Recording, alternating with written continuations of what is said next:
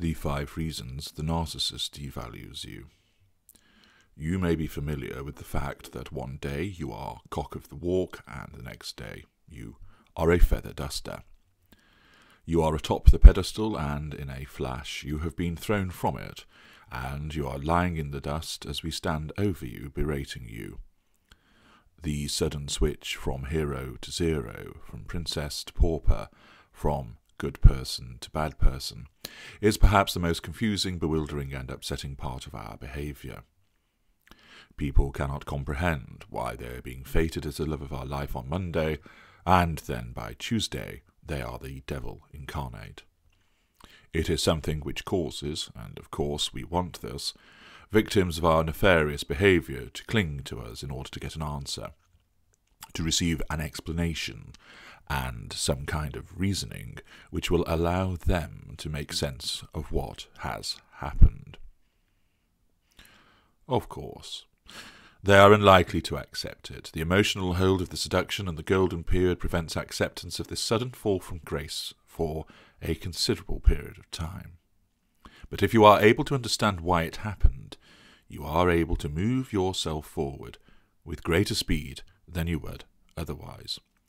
Our reasons may appear illogical to you based on your world view, but at least you have some reasons, and that is more than you would ever usually receive from our kind, as we plough on with your devaluation, offering no cogent or realistic explanation for this sudden switch. I am not explaining why we devalue you, which in essence is to do with fuel, control, reinforcement of our need for superiority and self-worth. Instead, I am explaining what it is that makes us love you then hate you in the blink of an eye. What causes this sudden change, this 180-degree swing, this volte-face, this switch? You ordinarily will be given no answer, or if you happen to, it will not actually be anything to do with the real reason why we suddenly idolize you, then devalue you. These false reasons are wheeled out to make you remain all the more, pursuing an elusive point as we continue to drain you of your negative fuel until we decide you are to be disengaged from. Thus, here are the 5 reasons that are the triggers for your devaluation. Number 1, stale. This is the fundamental reason for seducing you for potent and positive fuel. In the beginning and from some time afterwards, we are invigorated by this precious positive fuel that you supply to us. We are reliant on it, we want it and need it, and we marvel at the fuel you provide to us. This may last months, or it may even last years, dependent on our demands and your ability to fulfill them. Your complacency, however, causes the fuel to become stale to us. You will not regard yourself as having done anything wrong. We understand that according to your view of how a healthy and mature relationship should progress, that after a dizzying honeymoon period, the relationship moves to a deep-seated position, where that initial buzz of excitement has faded to be replaced by something long-lasting, substantial and fulfilling. Should you appreciate your relationship with us, this mindset, it results in us seeing you as complacent. You may regard it as a natural and understandable, indeed potentially necessary progression. We do not. Your failure to admire us in the way that you once did, or at least the manifestation of this admiration, your demonstration of love, adoration, and such like, becomes less. You may not have actually changed the way that you interact with us, but having got used to such a huge amount of positive, potent fuel for a long period of time, it ultimately becomes stale. And therefore, the nature of its staleness means it feels less potent to us, and this in turn threatens to weaken us. In order to defend ourselves, we must immediately switch to the devaluation and freshen the potency up, remove the staleness, and by extracting negative fuel from you, this will then power us to the extent that we want and demand. Number 2, disobedience. Our sense of entitlement, inability to recognise and respect boundaries, and huge need for control means that we have to have you do what we want. This control arises through the application of the incentive, the carrot approach, when we have seduced you, and the golden period is in play.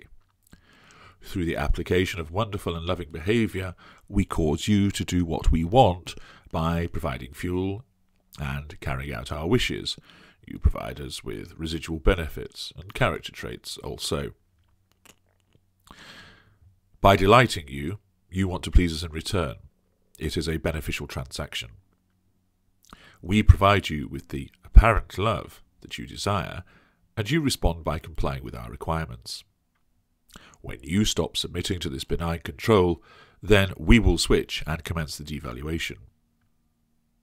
You may, when viewed objectively by others, be correct in not doing what we want, taking an alternative course of action, and doing something else, but to us that is irrelevant. You are challenging our control, and this cannot be countenanced. In order to stamp out this uprising before it gains traction and undermines our careful operations that have been constructed to control you and gain fuel from you, we must tighten our control, remove the dissent, and increase our grip on you. This is when the devaluation begins. We move from benign dictator to malign tyrant. Number 3, see-through. If we apprehend that you are working us out, if we perceive that you have been influenced by another source and you are joining the dots, if we gauge that you are beginning to realise what we are and what we are doing, then we must strike first in order to shock and awe you into submission once more and dispel your fabrications. You may well be right, but we are not going to accept you being right. We will switch to the devaluation in order to unleash all those manipulations which will confuse you, drain you, and most of all, make out that it is all your fault. We, of course, from our perspective, have done nothing wrong other than love you with a perfect love, and instead you have brought this on yourself through your lies about what we are and your treachery. We cannot allow you to unmask us, and therefore we will assault you with a frenzied devaluation which gives you no option other than try to defend yourself, so you lose sight of your goal of seeing through us. We will make you feel guilty. We will make you feel cruel. And we will make you feel heartless in the hope of tapping into your empathic traits, so you stop what you have been doing and concentrate on putting things right between us, mending the relationship, and showing that you care. The commencement of the devaluation, when you're uncovering what we are, is a massive distraction exercise designed to protect us and harm you. Number 4, the Hoover opportunity. This is not a Hoover against you. Instead, it is the opportunity which suddenly arises to Hoover a predecessor. This person may have been disengaged from and moved away from our sphere of influence, or they have escaped and done likewise. But now something has happened whereby they have come back into our sphere of influence. Ordinarily, when you are in the golden period, this will act as a considerable disincentive to us wanting to hoover other people, even where there is a hoover trigger. However, as a combination of other factors, and the fact that this individual is known to have provided us with a massive amount of fuel, the prospect of that sweet and powerful hoover fuel will outweigh the positive fuel that you are currently providing us with. The prospect of getting this hoover fuel means that we want to focus our attention on the predecessor and hoover them. We will not get shot of you, no, not yet, because that will leave us in between primary sources of fuel. Instead, we commence the hoover to seduce you again, or rather to seduce again your predecessor, and thus, because they have appeared on the horizon, they make you look like the less desirable option. This then causes us to question why we are with you, to regard you as a mistake, and therefore we switch to devaluing you as we begin the seduction of them once again. Should the hoover fail, expect the golden period to be reinstated for you with another switch. Should it succeed, and then we begin to tie the predecessor back to us, once more with the hoover fuel beginning to flow. You can expect the devaluation to worsen as you hurtle towards being disengaged from. A sudden switch to devaluation may indeed herald the fact that a predecessor has appeared on our radar, even though you may not know about it, and we are now hoovering that person at your expense. Number 5. total control. You are aware that we want to control you. This is fundamental to the dynamic between us. Yet, a further example of the double standards that we engage in. We want to control you, and if you disobey us, we will commence your devaluation. But furthermore, if we believe we have obtained total control over you, then we will similarly commence your devaluation, because we know that you will do anything that we want, and we will just use you to validate ourselves in the event that other, more exciting prospects do not fuel us during the course of the day. You become relegated to the reliable and dependable because you are doing what we precisely want, but through our warped logic, this equates to you no longer being special. Thus, we need to make you special to us once again, and we do this through the commencement of devaluation. We will not cast you aside when we achieve total control, not at all. This state of affairs brings with it considerable benefits, but they will now be channeled through the filter of devaluation and not idealization. It is symptomatic of the bizarre, when judged from your perspective, logic that we apply when you finally do the very thing that we want. We turn against you and begin your devaluation. So, how do you deal with this sudden shift to devaluation? The short answer is, you cannot. Any of these 5 reasons may suddenly apply without warning, and your devaluation starts. You cannot avoid it, and you could not avoid it.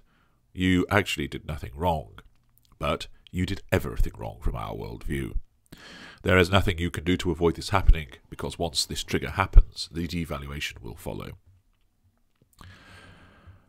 The thing you can draw the greatest solace from, however, is that in knowing this is how we are, in knowing that there was nothing you can do or you could have done to change the outcome, you at least now have this knowledge, and through it you can attain freedom from the doubt, uncertainty, and sheer bewilderment of wondering, why have I been devalued?